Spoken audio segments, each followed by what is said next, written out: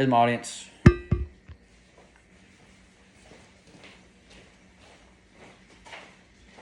Ladies and gentlemen, today I would like to talk about a pressing issue that affects millions of people worldwide every year: the immigration crisis. This is not just a political issue, but is also a humanitarian issue and demands our attention and action. Firstly, let's understand the scope of the problem according to the United Nations High Commissioner for Refugees. As of mid-2024, there were over 100 million forcibly displaced people worldwide. This includes refugees, asylum seekers, and internationally displaced persons. The main drivers of this displaced are conflicts, persecution, and human rights violations. One of the most significant contributions of the current immigration crisis is the outgoing conflict in Syria. Since the war began in 2011, millions of Syrians have fled their homes, and as of 2023, the UNHCR reported 6.6 million Syrians are refugees, and the other 6.7 million are internally displaced. These staggering numbers highlight the severity of the situation, in addition of conflict and economic sustainability, and another major driving part of immigration. For instance, the economic collapse of Venezuela has forced millions to leave their country.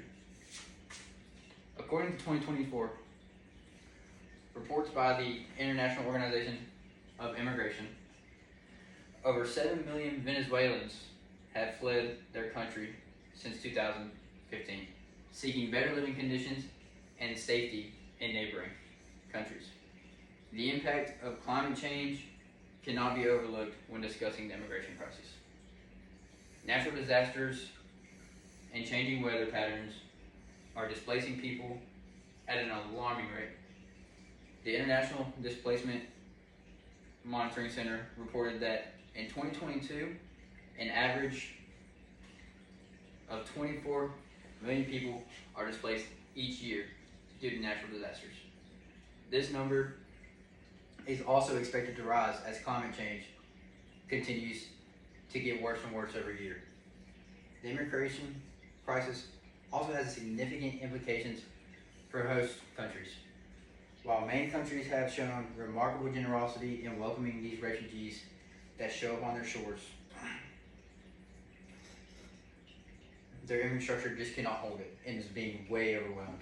For example, in 2023, the European Commission highlighted that countries like Greece and Italy are struggling to provide an adequate support for the influx of refugees showing up on their shores. However, the immigration crisis has led to a rise in xenophobia. As an anti-immigration segment in many parts of the world, the Pew Research Center in 2024 found that immigration was a top issue in the recent elections in the US, the UK, and several European countries. This makes it challenging to find an effective solution for this crisis. Despite these challenges, there are positive steps being taken to address the immigration crisis. The international organization, governments, and nonprofits are working tirelessly to provide aid, support, and medicine to those affected. For instance, the Global Compact of Refugees adopted by the United Nations in 2018 aimed to improve the international response to large movements of refugees to protect refugees in this type of situation. It emphasizes the need for shared responsibility and internal cooperation. I would like to preview everything we just talked about. The immigration crisis is a comply issue that requires multiple phase approaches. It is driven by conflict, economy, and sustainability, and climate change, and has way more implications than we thought for both migrants and host countries. While the challenges are significant, there is hope in the collaborative efforts of the internal community. We must continue to advocate these humane policies and support those who are most vulnerable. Only then can we begin to address this crisis in a meaningful way. Thank you.